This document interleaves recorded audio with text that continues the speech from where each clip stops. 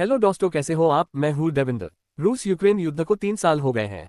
रूस ने युद्ध के 3 साल होने पर 267 ड्रोन से एक साथ हमला किया।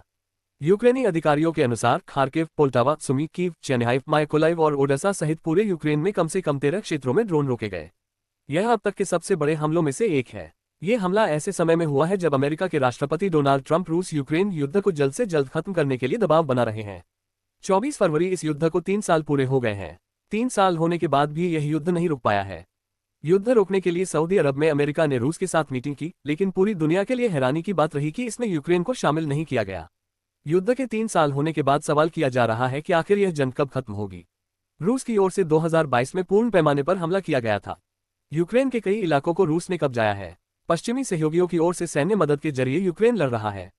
लाखों यूक्रेनी लोग विस्थापित हुए, जबकि हजारों मारे गए या घायल हुए।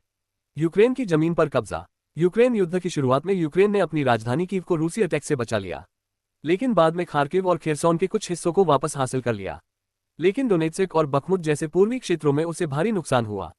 CNN की रिपोर्ट के मुताबिक institute for the study of war के डेटा विश्लेषण से पता चलता है कि 2022 के आक्रमण के बाद से यूक्रेन ने लगभग 11% जमीन गंवा दी। 2014 से अब तक यूक्रेन के 18% इलाके पर रूस कब्जा कर चुका है। साल 2014 में रूस ने क्रीमिया पर कब्जा किया था। अमेरिका ने यूक्रेन को दिया बड़ा झटका। अमेरिका यूक्रेन का सबसे बड़ा सहयोगी रहा है। साल 2022 से अब तक उसने 95 बिलियन की सैन्य, मानवीय और वित्तीय सहायता दी है।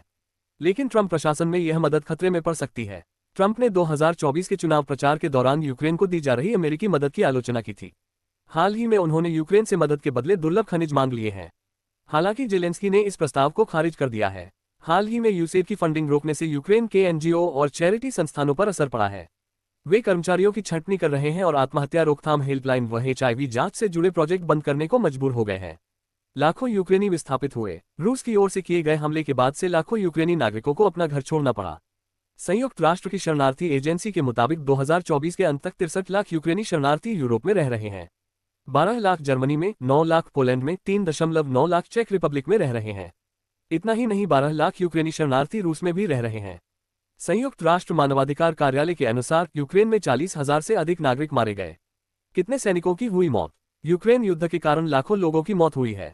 यूक्रेन के राष्ट्रपति जेलेंस्की ने फरवरी की शुरुआत में कहा था कि इस युद्ध के कारण 45,000 सैनिक मारे गए। वहीं उन्होंने दावा किया कि 390,000 से ज्यादा रूसी सैनिकों की मौत हुई। इन आंकड़ों की माने तो अब तक दोनों तरफ से 4,75,000 लोगों की मौत हो चुकी है। इस युद्ध में रूस की ओर से उत्तर कोरियाई सैनिकों को भी लड़ते हुए देखा गया है। यूक्रेन ने रूस के कुछ इलाके पर हमला किया है। यहीं पर उत्तर कोरियाई सैनिक लड़ रहे थे। उत्तर कोरियाई सैनिकों के भी बड़ी संख्या में मारे जाने की खबर है, लेकिन अब वह पीछे हट चुके हैं। आप देख रहे